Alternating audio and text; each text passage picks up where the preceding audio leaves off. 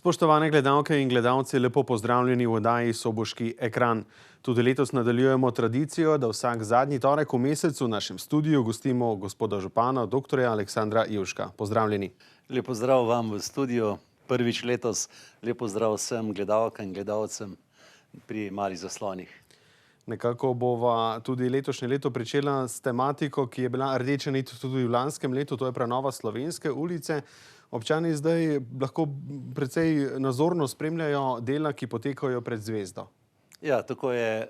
Obnova Slovenske ulice bo rdeča nit še do konca leta. Upam, da bo do konca leta zadeva zaključena.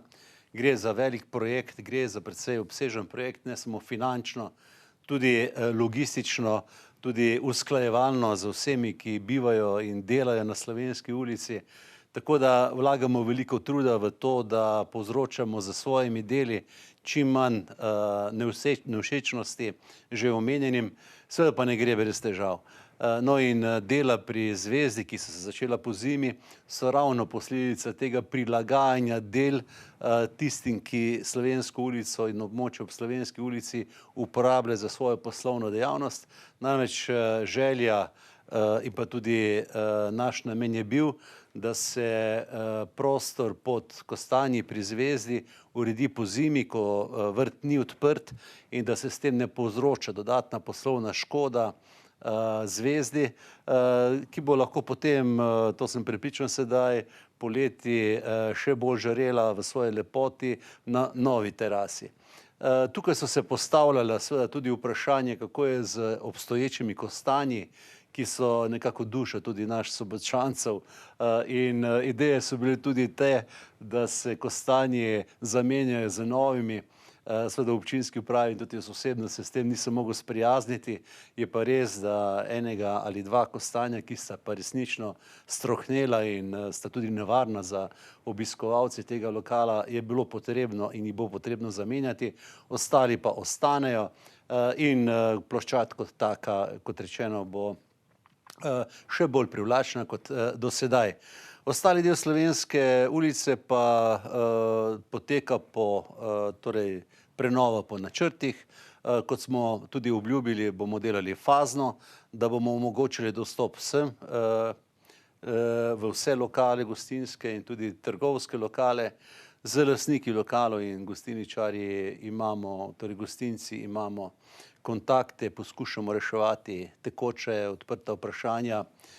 Zdaj v kratkem pa pričakujem, da bo odprt del med Slomškovo in arhitekta Novaka in tam bo že možno približno videti, kako bo izgledala ploščad na Slovenski ulici, ki pa, kot rečeno, bo zaključena konec leta. Zasajena bodo drevesa, postavljena bo urbano pohištvo in sem prepričan, da bomo na koncu kljub vsem nevoljam vsi zadovoljni, ker bomo imeli lepo mestno središče. Pred kratkim pa so se nedaleč stran od Slovenske ulice pričela tudi dela na strehi na tržnici. Kaj bo tam vse zamenjano, kaj bo vse sanirano?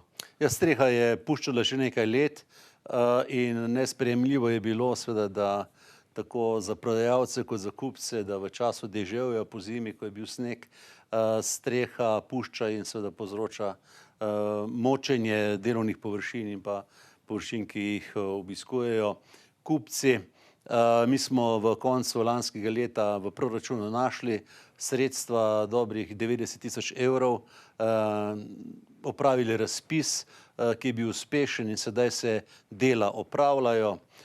Nekje v 70 dneh od podpisa pogodbe naj bi bila dela zaključena. Zdaj v prvi fazi gre za pokritje kompletno nove strešne konstrukcije, kasneje pa še za nekaj dodatkov, ki bodo preprečili prepih, na katerem so se predvsem prodajalci pa tudi kupci nahajali. V pogovorih z prodajalci na tržnici pa smo prišli tudi do nekaterih odprtih vprašanj, ki jih odkrito povedano tudi sam nisem poznal.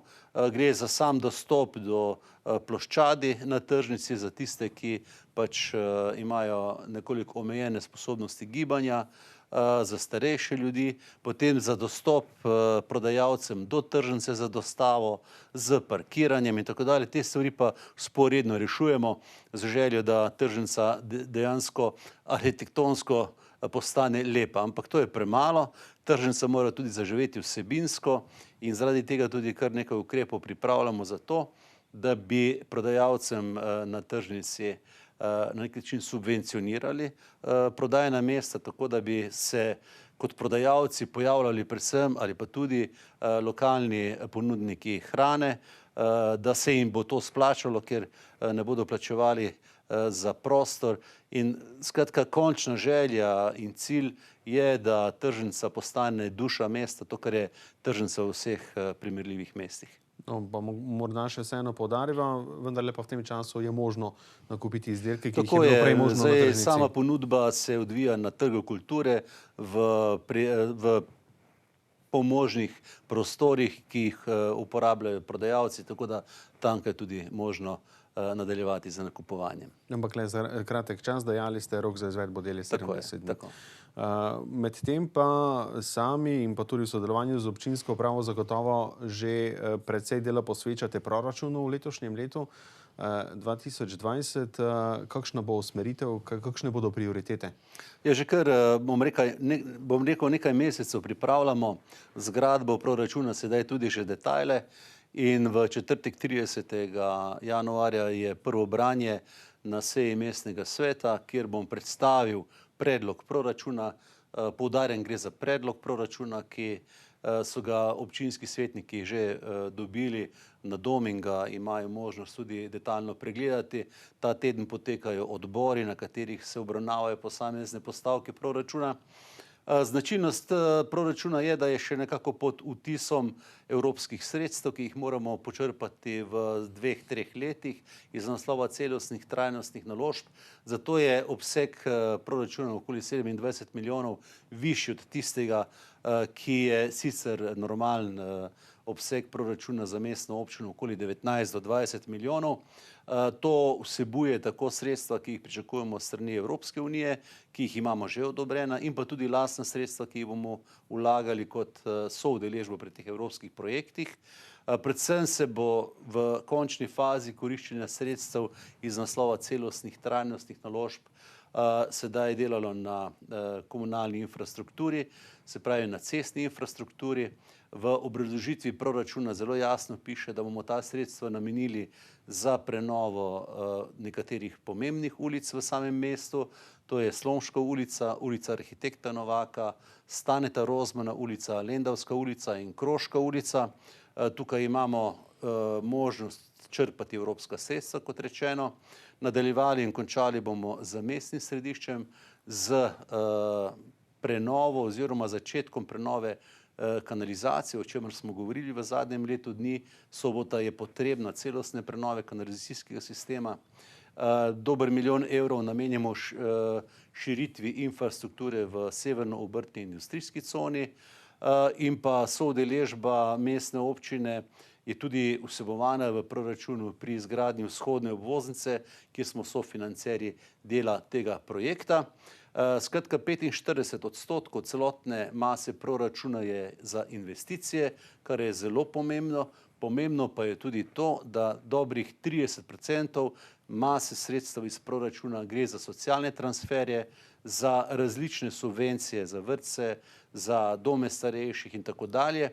V tem socialnem delu, pri socialnih transferjih ne znižujemo sredstev za proračun, torej iz proračuna, v nekaterih primerih celo povečujemo sredstva, kar je zelo pomembno, se pravi, da je proračun tudi socialno naravnan.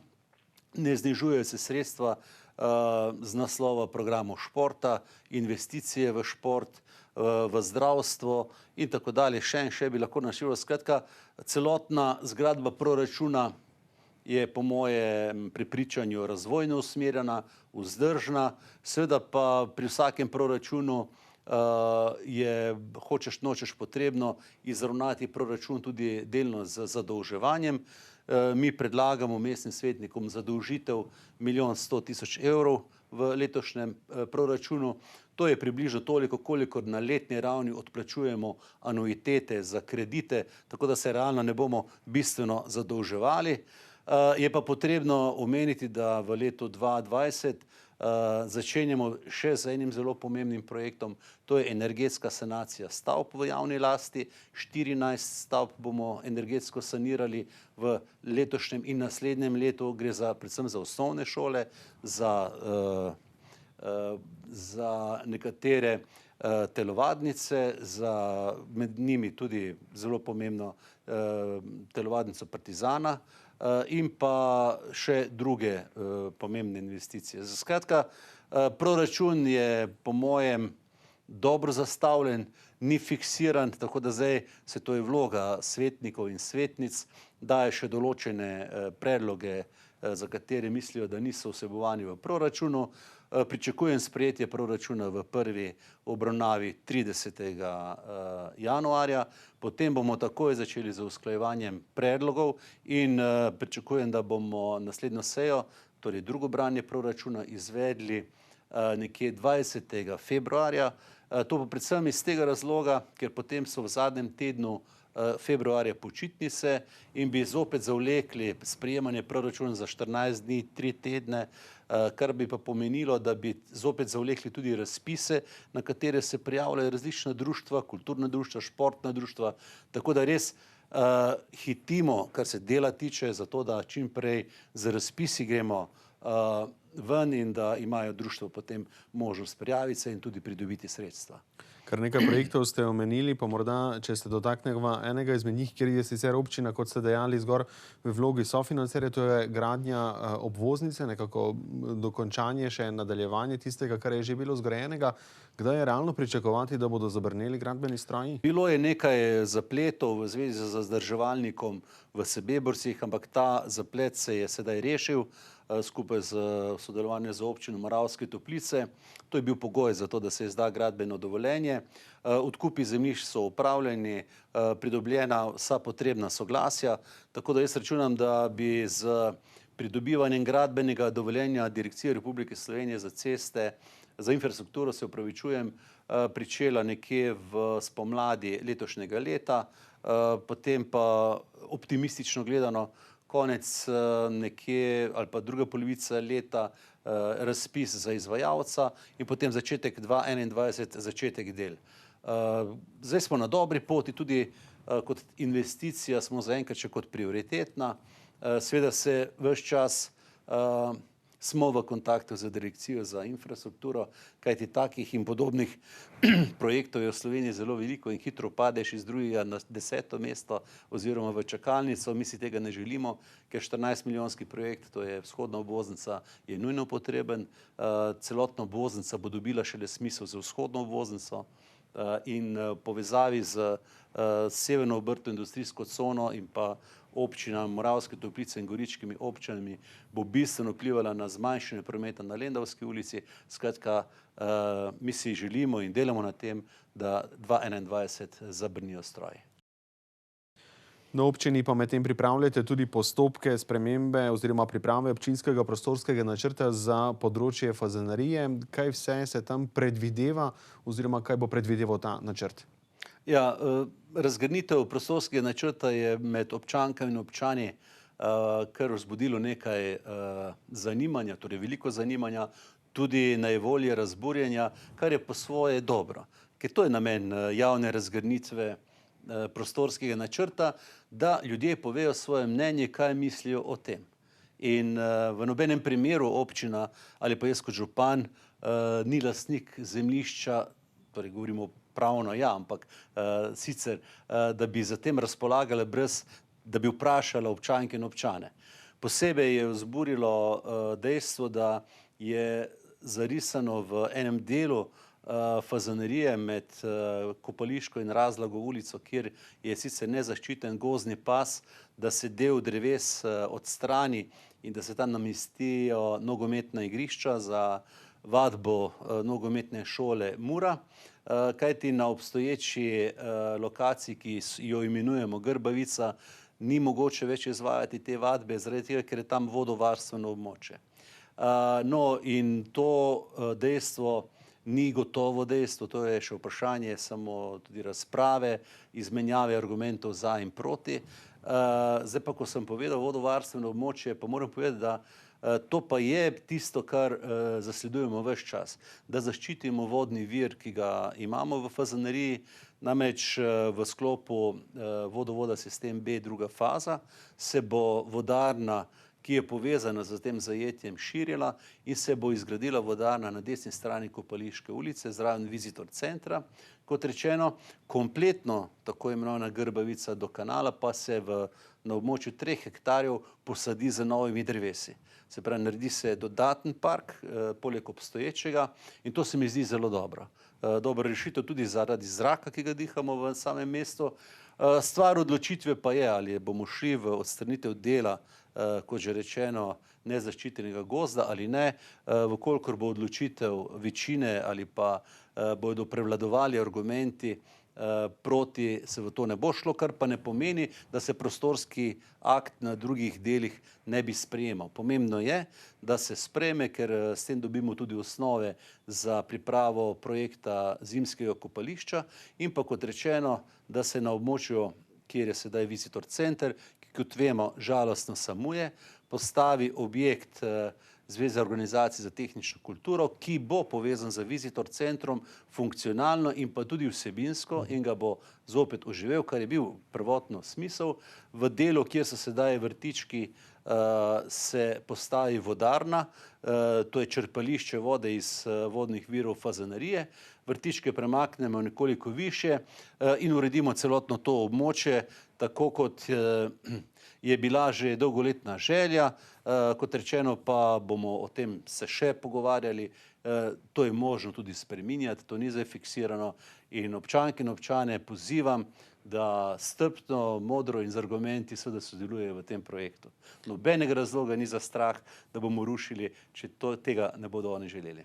Vendarle pa verjetno se redko kdo ne strinja s tem, da nogometni klub potrebuje nogometna igrišča za treninge in tako naprej. Imate morda v mislih na občini kakšne alternativne lokacije, ki bi lahko bile primerne? Alternativne lokacije so možne v bližini fazanerije, to je samo ena od opcij. Jaz osebno sem bil že v pogovori z nekaterimi lastniki zemljišč, ki mejijo na območje fazanerije in kjer bi glede na seveda status zemljišča bilo možno to narediti in pogovori tudi potekajo v tej smeri, ne samo na tej lokaciji, o kateri smo govorili. Glejte, sicer pa na površinah, kjer se izvaja vadba za nogomet, torej se rekreirajo naši otroci. Nogometna šola Mura ima 200-250 mladih nogometašev in se mi zdi, da moramo tudi ta segment upoštevati. To ni samo prva ekipa, ampak je predvsem rekreacija v širšem smislu, tako da vsi argumenti za in proti na koncu morajo pod črto in potem pade odločitev. Preden prideva k lahkotnejšim temam, se morda vseeno dotakneva še aktualnega dogajanja, kar se tiče državne politike. Težko greva mimo tega, mimo ponajenega odstopa predsednika vlade. V prvi fazi bo verjetno sledilo iskanje potencialnega novega mandatarja, morda celo na to predčasne volitve. Kako menite, da bo to vplivalo na vsakodnevno delo na občini in pa tudi na različne projekte, komunikacijo z ministrstvi in tako naprej? Ja, to je tisto, kar mene najbolj skrbi kot župana in to skrbi nas županje in župane, zaradi tega, ker se za dnem, ko predsednik vlade ponudi odstop, ustavijo postopki na ministrstvih. Vsi ne, ampak večina tistih glavnih, kjer je končen podpisnik dokumenta minister ali državni sekretar, pa ja, zaradi tega, ker tudi ministri ne bodo podpisovali več dokumentov pod dejstvom, da je vlada v odstopu. To pomeni nekaj mesečno zamudo pri posameznih projektih, kar ni dobro, predvsem v tistih primerih, ko so projekti vezani na črpanje evropskih sredstev, kjer že tako ali tako zamujamo. Tako da jaz upam, da se bo na vladi našla oziroma v na državni ravni našla čim prejšnja rešitev za sestavo vlade z ali brez volitvami, da bo vlada tehnično operativna in da bomo lahko razvijali tiste projekte, ki jih imamo. Politični parket na državni ravni bo zagotovo zanimiv se še tja do pomladi, vendarle pa, če ostaneva pri zimi, pa se premakneva k lahkotnejšim temam. Zimske radosti je še vedno možno uživati na drsališču v središču Murske Sobote. Do kdaj bo to obratovalo? Do vključno 1. in 2. februarja, čeprav je pogodba z izvajalcem podpisana do konca januarja, smo se dogovorili, da ta zadnji vikend še pustimo drsališče v uporabi, potem se zapre. Veliko je dilem tudi na to temo, tudi v prejšnjem letu, ko smo imeli celotni februar odprto drsališče, se je pokazalo, da se je sama ta ponudba nekoliko izpela, obiskovalcev je bilo manj, vreme je bilo zelo toplo, temperature so bile visoke in tudi zaradi tega mogoče interes za uporabo drsališča manjši. Moramo vedeti, da drsališče proračun stane nekaj več kot 70 000 evrov na pač to obdobje od Mikloševega do konca januarja, da v tem času nudi resnično vsem dovolj časa in prostora, da drsališče uporabljajo. Vsakega lepega je pa enkrat konec. Mi smo se odločili, da bomo naredili to glede na izkušnje lanskega leta na ta način. Seveda bomo pa že napovedujemo za naslednje leto ponovno otvoritev v začetku decembra, mogoče celo kako popestritev, ampak o tem potem. 4. februarja pa boste v gledališču Park podeljevali priznanja najprostovoljcem. Zakaj menite, da je takšna pozornost prostovoljcem mestni občini pomembna? Jaz sem izjemno ponosen, da sem lahko župan mesta v regiji, ki je prostovoljcem najbliže. Po raziskavah, ki so bile upravljene, objavljene pred dobrim mesecem dni, je regija najbolj bogata za prostovoljci in prostovoljkami na vseh področjih. Ne samo tam, kjer se pokaže potreba po pomoči, po kakem požaru, poplavi in tako dalje, ampak tudi tam, kjer so ljudje nekako anonimni in jih prostovoljke in prostovoljci prepoznajo, upozorijo nanje. Tudi občina ne vidi teh ljudi, ki si ne upajo preveč v ospredje, bodisi ker jih je sram ali ker nočejo povedati, da jim je težko, da se težko preživljajo, da rabijo pomoč. Zato je prostovoljstvo tista dejavnost, ki v mestni občini izredno spodbujamo, in podelitev nagrad najprostovoljcem seveda je dogodek, ki simbolično poudarja to našo pozornost. Čeprav je tudi treba povedati, tudi nagrajenci niso edini tisti, ki pomagajo, tudi med prostovoljci je veliko tistih anonimnih, ampak simbolično, bom rekel, poskušamo pokazati, da podpiramo prostovoljstvo tudi z svojimi finančnimi prispevki iz proračuna, o katerem smo govorili, pomagamo prostovoljcem in seveda se jim tudi na tem mestu že zdaj vnaprej vsem zahvaljujem za njihov doprinos in pomoč, nesebično pomoč vsem, ki potrebujejo pomoč. Prav tako drugi teden, 7. februarja, prav tako v gledališču Park pa bo potekala slovesnost ob kulturnem prazniku. Tradicionalno tako je, vabljeni vsi občanke in občani, da se udeležijo te prireditve. Komisija, ki je opravila izbor letošnjih nagrajencev, naj ostanejo zaenkrat še ne anonimni, ampak skrivnost. Bomo jih razkrili potem, ko bodo podeljena priznanja. Sem pa prepričan, da so prišla priznanja zopet v prave roke in da je komisija opravila dobro delo. Gospod župan, najlepša hvala za vaš prvi letošnji obisk v našem studiu. Veselimo se še tudi prihodnjih. Hvala tudi vam in srečno. Hvala tudi vam, spoštovane gledalke in gledalci, za pozornost. Nasvidenje.